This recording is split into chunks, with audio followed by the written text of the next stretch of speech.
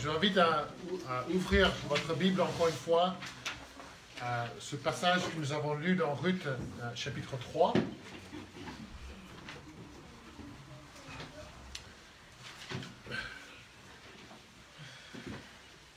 Ruth 3, et nous allons regarder ensemble ce matin les versets 1 à 9.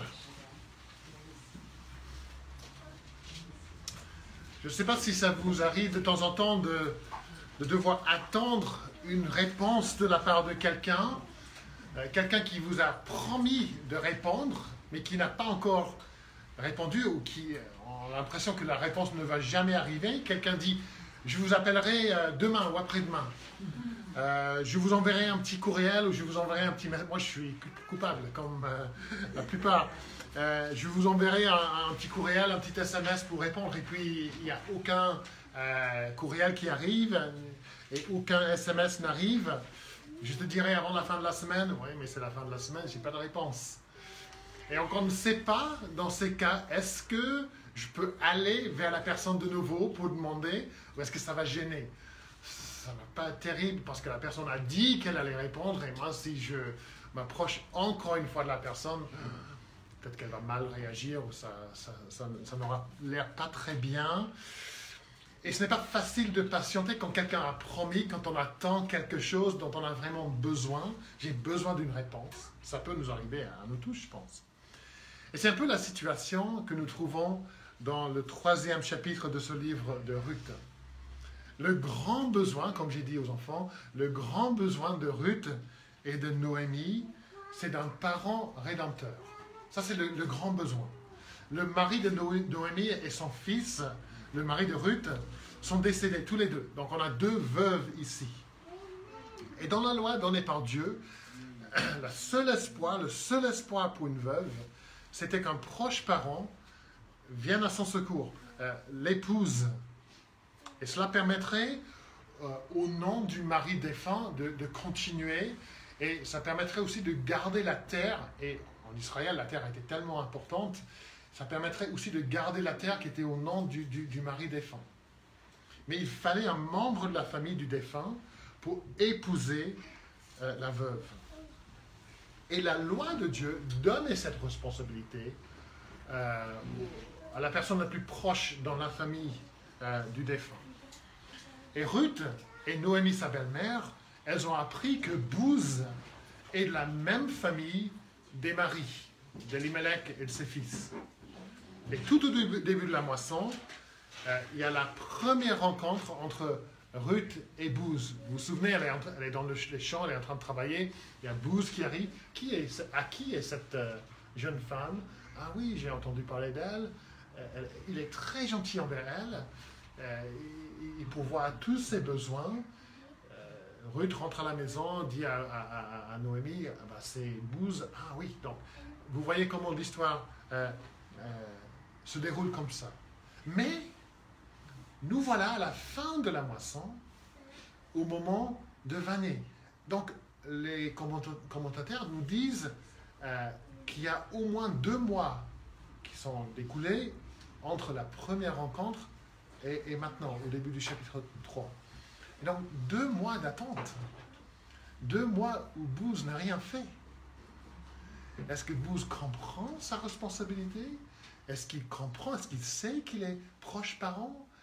2 mois d'attente un peu frustré pour Noémie et Ruth. Parce que le besoin demeure, le besoin est toujours là. Est-ce que ce Booz, il va agir? Et comment Ruth et Noémie devraient-ils agir? Qu'est-ce qu'elles devraient-elles agir? Qu'est-ce qu'elles devraient faire? Attendre encore ou s'approcher du Rédempteur? Et les 9 premiers versets de ce chapitre nous donnent la réponse. Qu'est-ce qu'elles font?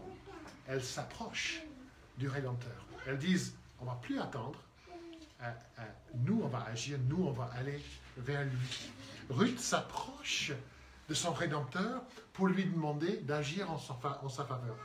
Et comme nous avons déjà vu tout au long de cette histoire, ce n'est pas simplement l'histoire de Ruth et de Booz, c'est notre histoire de notre relation avec Jésus, notre relation avec notre Rédempteur, Donc Ruth, dans cette histoire, c'est nous. Bouz, dans cette histoire, c'est Jésus. Et tout comme Ruth s'approche de son Rédempteur, nous aussi, nous devons nous approcher de notre Rédempteur. Il faut le faire. Nous devons nous approcher de lui. Et donc, on peut apprendre plein de choses dans ce chapitre de comment nous devons et nous pouvons nous approcher de notre Rédempteur. C'est ce que je veux voir avec vous ce matin. Donc, la première chose que nous voyons, c'est que nous nous approchons de Jésus conscients de notre besoin.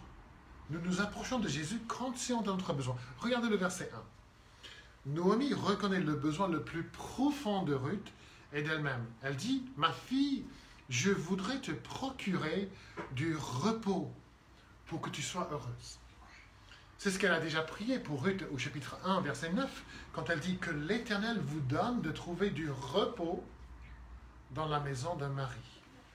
Et comme on a vu la dernière fois, Ruth, elle est reconnaissante de toutes les bénédictions qu'elle a déjà reçues de la part de Bouz, qui ont pourvu à ses besoins immédiats. Elle avait besoin de manger, elle avait besoin d'argent, et donc pouvoir glaner, ça a répondu à ses besoins immédiats. Mais on a vu que cette situation, cette solution, bien que la bienvenue, c'est une solution temporaire. C'est une solution pas pour la longue durée. Des sacs de graines ne comblent pas le besoin le plus important, ce besoin de repos. Et c'est toujours comme ça avec les choses matérielles. Ça ne comble pas le besoin le plus important. Elle a besoin de repos, besoin de bonheur, besoin de sécurité, besoin de protection. En tant qu'une réfugiée, sans ressources, sans famille, sans rédempteur, elle ne pourra jamais se reposer. Jamais. Aurais-je assez pour demain? Serais-je en sécurité demain? Pas de repos. Et bien sûr, son plus grand souci, c'est de trouver un parent rédempteur afin qu'elle puisse se marier, afin qu'elle puisse avoir cette sécurité de la famille, cette sécurité de la terre, d'un avenir de repos. Et moi, je pense à des amis réfugiés qui sont sans ressources, qui sont sans papier. Ce sont des gens qui ont quitté des situations de guerre que je connais, des situations de famine, et ils arrivent dans un pays, ils ont perdu des proches, ils ont subi des atroces, je peux penser notamment à 2 ou 3 personnes, et de temps en temps, ils arrivent à trouver un petit peu de boulot pour gagner quelques euros. Et ça, c'est bien.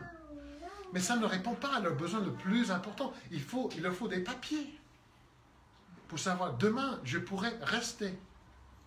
Je pourrai me reposer. Je serai en sécurité. Donc, oui, quelques petits boulots, ça aide, mais ça ne répond pas aux besoins le plus important. Et voici ce qui est au cœur de notre relation avec Jésus. Voici ce qui est au cœur de l'Évangile. Dans Matthieu 11, verset 28, on a déjà lu. Jésus dit, « Venez à moi, vous tous qui êtes fatigués et chargés, et je vous donnerai du repos.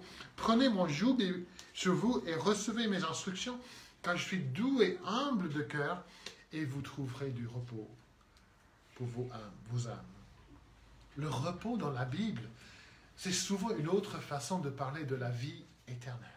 La nouvelle vie en Christ. Jésus nous donne du repos. Nous trouvons du repos pour nos âmes en lui. Mais qu'est-ce que cela veut dire? Est-ce que ça parle simplement d'une bonne nuit de sommeil? Pour certains, ce serait quand même une bonne chose si on avait une bonne nuit de sommeil. Mais ce n'est pas ça.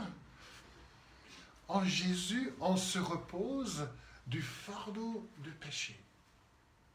Jésus le prend. Jésus le prend à la croix.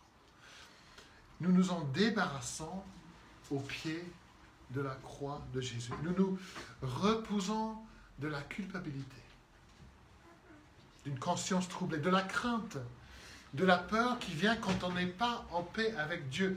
On se repose de cette crainte. Dieu est contre moi. En Christ, il y a du repos pour notre âme. Il y a de la sécurité. Tout notre péché est pardonné. On ne sera pas chassé de sa présence.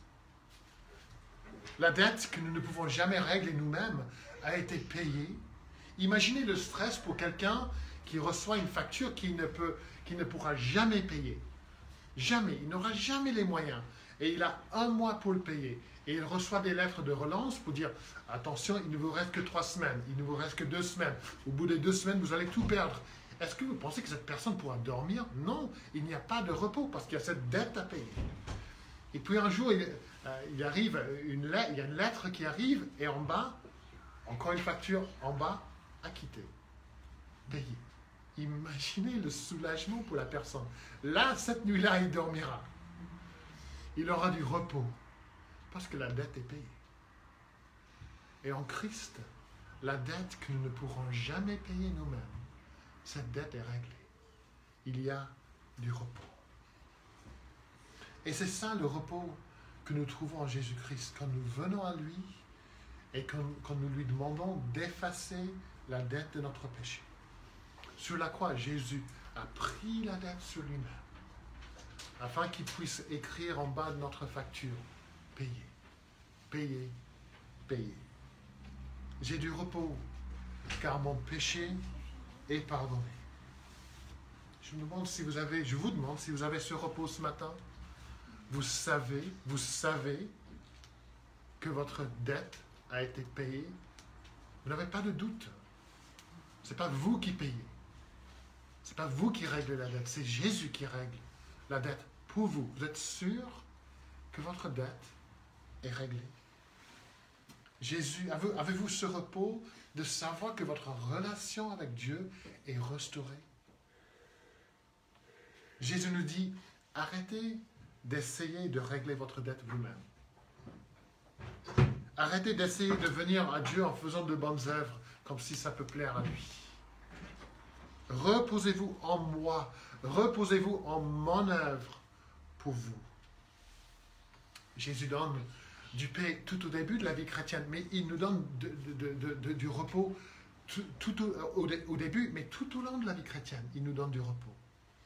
Au lieu de nous stresser, au lieu de nous inquiéter pour aujourd'hui et pour l'avenir, nous nous reposons en la fidélité de Dieu, en les promesses de Dieu, en la souveraineté de Dieu. Là, nous trouvons du repos dans le caractère de Dieu, dans la grâce de Dieu. Peut-être que je vous parle ce matin et vous êtes craintif, vous êtes inquiet, vous vous inquiétez pour l'avenir, vous vous inquiétez pour votre travail, pour votre santé, pour votre mariage. Votre âme a besoin de repos. Approchez-vous du Rédempteur. Contemplez sa croix et reposez-vous dans les promesses de sa parole. L'apôtre Paul dit en Romains 8, « Lui qui n'a point épargné son propre Fils, mais qui l'a livré pour nous tous, comment ne nous donnera-t-il pas aussi toutes choses avec lui ?» Si Dieu nous a donné son Fils, est-ce qu'après, il sera méchant envers nous? Ce sont des promesses qui nous aident à nous reposer en lui. Donc, nous nous approchons de lui conscients de notre besoin. Deuxième chose que nous voyons, nous nous approchons de notre Rédempteur encouragé par son identité. Encouragé par son identité. Si vous avez une question sur un certain sujet, c'est bien de savoir à qui vous adressez. Il y a quelque chose à la maison qui tombe en panne. Si vous avez un ami, à lui, il saura régler ça, ou elle saura régler ça. Si vous avez un problème d'informatique, un problème d'électricité, j'ai un ami qui pourra faire ça, j'ai un ami qui pourra faire ça. C'est bien de savoir à qui on peut s'approcher. Et je décide à qui je vais m'approcher selon ce que je sais de ces personnes, selon ma connaissance de la personne. Je suis encouragé par l'identité de la personne, je suis encouragé à m'approcher d'elle.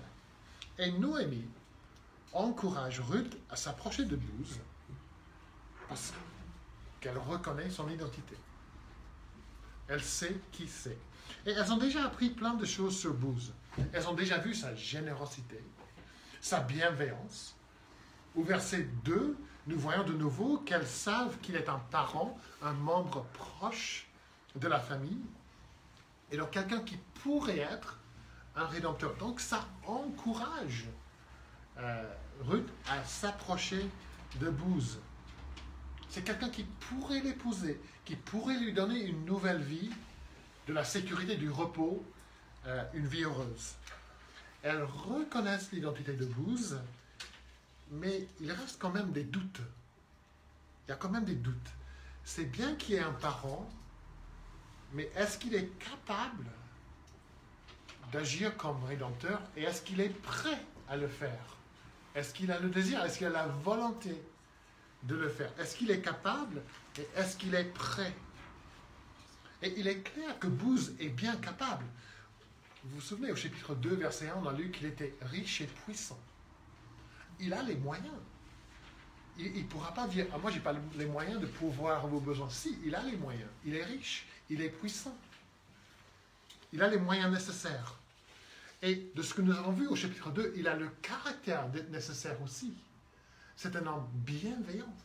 Il est bon, il est généreux. Mais a-t-il la volonté d'agir en tant que rédempteur? Est-ce qu'il est prêt à le faire? Et c'est ça que Ruth et Noémie cherchent à savoir dans ce chapitre. Tout ce que fait Ruth ici, c'est pour découvrir si Booz est prêt à s'engager à être rédempteur envers elle. Le rédempteur est-il prêt à agir en ma faveur? Et encore une fois, il y a beaucoup de similitudes entre Booz et Jésus. Jésus est-il capable, Jésus est-il prêt d'agir en tant que rédempteur? Est-il prêt à nous racheter? Est-il capable de nous sauver? Et tout comme Booz, Jésus, notre rédempteur, il est riche et puissant. Il ne manque pas de ressources pour nous sauver. L'univers entier appartient à lui. Il a été créé par lui et pour lui. Tout est à lui. Il a toutes les ressources nécessaires pour répondre à nos besoins.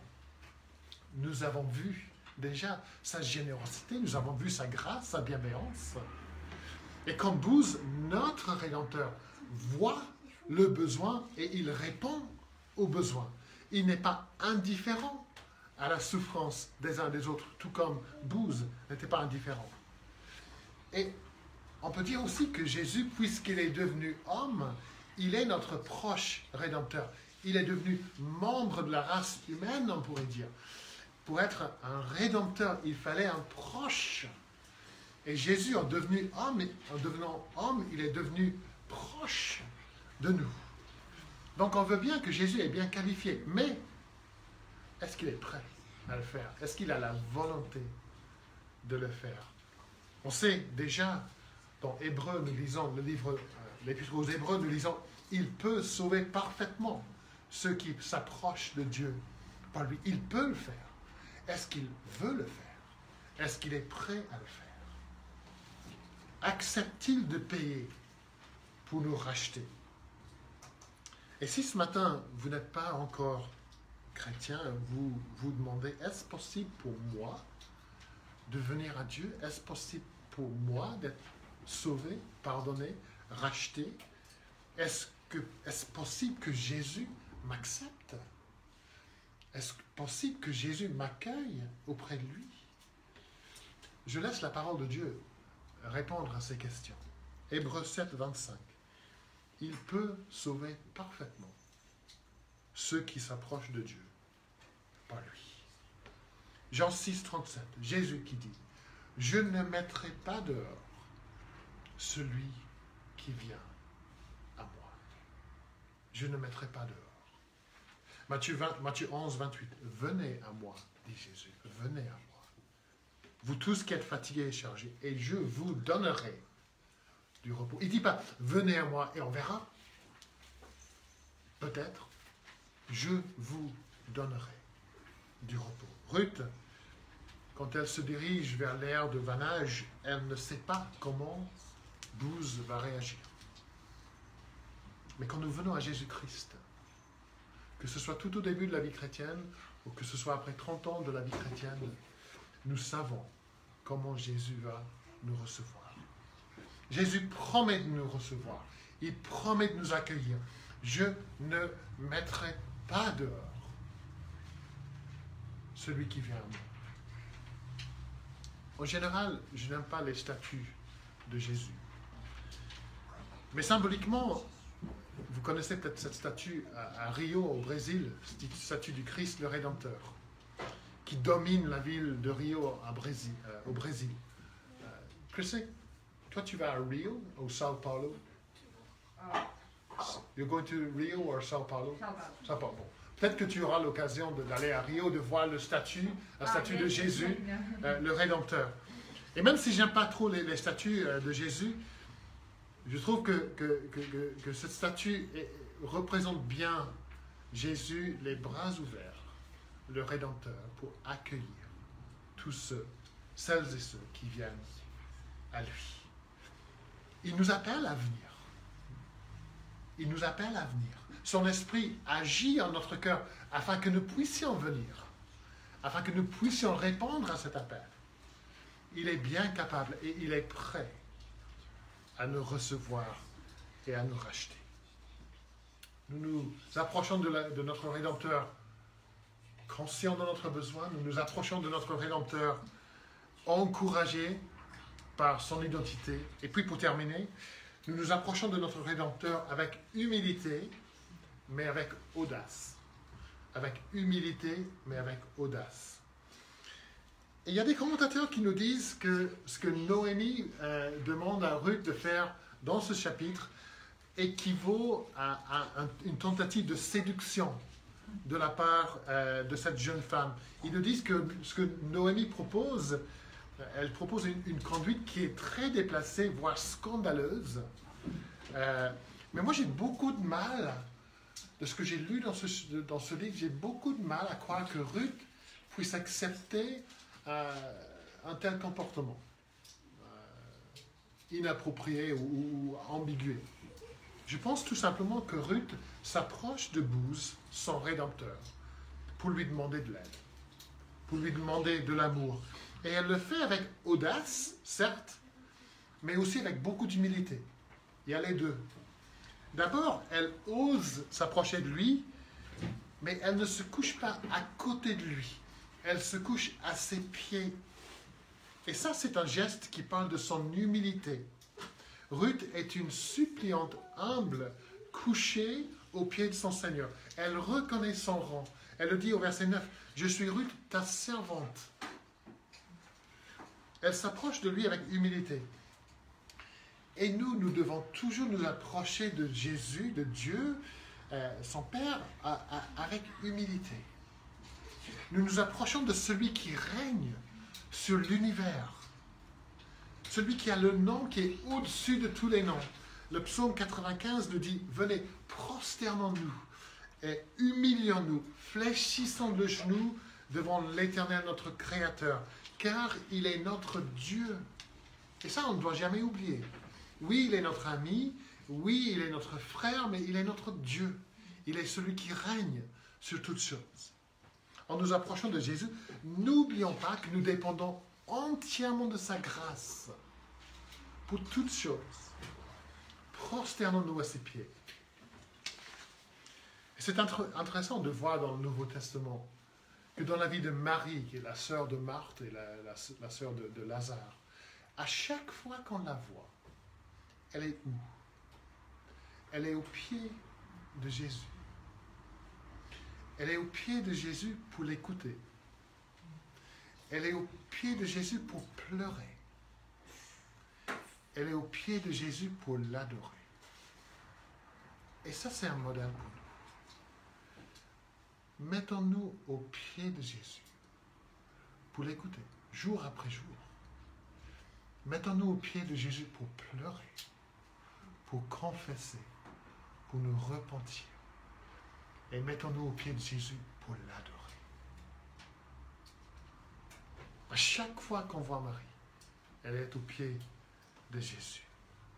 Et Ruth s'approche de son Rédempteur avec humilité. Elle se met à ses pieds. Mais elle s'approche de lui aussi avec audace. Déjà, il faut beaucoup d'audace pour une veuve moabite, loin de chez elle, de s'approcher de qui que ce soit. Et nous devons comprendre que le but de ce qu'elle fait dans ces versets, c'est de demander à Bouz de l'épouser. Donc on a une réfugiée moabite, l'ennemi du peuple de Dieu, qui ose s'approcher de Bouz pour lui demander de l'épouser. Il faut quand même de l'audace pour faire ça. Elle fait sa toilette, elle met ses meilleurs vêtements, elle met son parfum et elle se couche à ses pieds. Il y a de l'audace, il y a une vraie détermination, motivée par son besoin. Mais c'est surtout en ce qu'elle dit à Bouz que nous voyons son audace. Elle veut absolument que Bouz comprenne sa demande, son désir. Verset 9. Étant en elle, d'autres versions disent, étant ton vêtement, le pan de ton vêtement, de ton manteau, car tu as devoir de rachat. Ce mot hébreu, pan de ton vêtement, c'est le même mot. Ça peut être traduit de ces deux façons. Mais ce qu'elle est en train de dire, c'est « Sois mon Rédempteur. Sauve-moi. Viens à mon secours.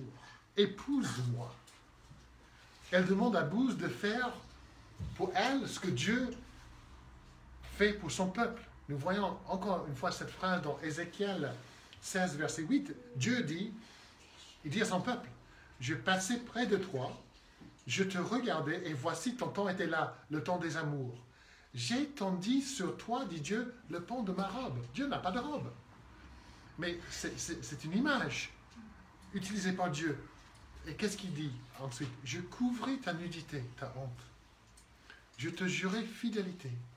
Je fis alliance avec toi, dit le Seigneur Dieu, et tu fus à moi. » Tout ça parce que Dieu étend le pan de sa robe sur son peuple. Il prend son peuple comme épouse. Il entre en relation avec son peuple par une alliance. Il lui dit, « Tu es à moi. » Et donc Ruth est en train de dire à Bouz, « Épouse-moi, jure ta fidélité. Fais alliance avec moi. Je veux être à toi. » C'est ce qu'elle est en train de lui dire. Et ce qui est beau ici, c'est ce que Ruth demande à Bouz, c'est ce que nous demandons à Jésus quand nous venons à lui. Je viens à Jésus pour lui demander d'être mon Rédempteur, pour lui demander de m'aimer comme on aime une épouse. Je lui demande d'être fidèle envers moi, de couvrir ma honte. Je lui dis, Seigneur Jésus, je veux être à toi. Est-ce que vous avez déjà dit ça à Jésus? Je veux être à toi. Couvre-moi du pan de ton manteau, Seigneur Jésus. Vous vous êtes déjà approché de lui comme ça? Avez-vous osé vous approcher de lui comme ça? Avez-vous demandé à Jésus d'étendre le pan de sa robe sur vous, de couvrir votre nudité, votre honte, de vous jurer sa fidélité, d'entrer en alliance avec vous? Sachant qu'il devrait vous juger pour votre péché, vous lui demandez de vous racheter de votre péché. Sachant qu'il devrait vous chasser de sa présence, vous lui demandez de vous épouser, de vous accueillir chez lui.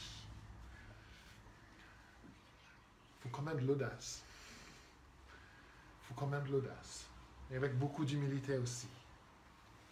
Rachète-moi, Seigneur. Protège-moi. Pourvois à tous mes besoins. Je veux être à toi. Et à la fin du verset 9, Ruth dit à Bouz, « Car tu as devoir de rachat. » Elle lui parle de ses obligations, de son devoir. Et même si nous n'osons jamais dire à Dieu, « Tu dois faire ceci. Tu dois faire cela. » Dieu lui-même s'engage. Dieu lui-même se donne le devoir. Dieu lui-même accepte ce devoir et cette obligation. Il se soumet volontairement à l'obligation de sauver son peuple. Il a conclu l'alliance dans l'éternité passée. Il se soumet à observer, à accomplir cette alliance. Il se met sous notre devoir, on pourrait dire. Dieu promet de le faire. Et ce sont les promesses de Dieu, l'alliance de Dieu et la parole de Dieu qui l'obligent à agir en faveur de son peuple. Nous ne venons pas en sa présence. Alors Dieu, allez, tu as promis, donne-nous. Non. Nous venons avec beaucoup d'humilité, en lui disant, Seigneur, tu as promis, dans ta grâce, tu as promis. Et nous t'implorons, nous te supplions, agis en notre faveur. Dieu n'est pas obligé, dans un sens, de faire quoi que ce soit pour nous. Mais il se soumet à ses propres promesses, à sa propre alliance, pour agir en notre faveur. Et voilà pourquoi nous pouvons nous approcher de lui avec audace, avec confiance, avec assurance. C'est ce que nous avons lu dans Hébreux, l'Épître aux Hébreux. Approchons-nous de lui avec assurance pour recevoir grâce et miséricorde. Chers amis, votre Rédempteur s'engage à vous aimer, à vous pardonner. Il s'engage à vous pardonner, à vous sauver, à pourvoir à tous vos besoins. Il s'engage à vous accompagner tout au long de la vie et à vous recevoir en sa présence pour toute l'éternité. Il s'engage à marcher avec vous cette semaine, la semaine prochaine, la semaine d'après, tout au long de votre vie. Il s'engage à le faire. Il s'engage à marcher avec vous dans les vallées obscures. Il promet de le faire. Donc, approchez-vous de lui pour demander son aide. Approchez-vous de lui pour demander sa force, sa grâce, jour après jour. Il a promis.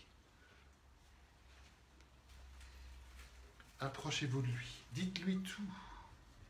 Il ne mettra jamais dehors celui ou celle qui vient à lui. Jamais. Pourquoi sommes-nous si lents à nous approcher de lui? Pourquoi est-ce que nous essayons de nous débrouiller tout seuls? Quand il a promis, notre Rédempteur a dit, approche-toi de moi, je veux te bénir. Je veux te combler de bonnes choses. Je veux te fortifier. Je veux t'aider. Je veux te porter. Approche-toi de moi.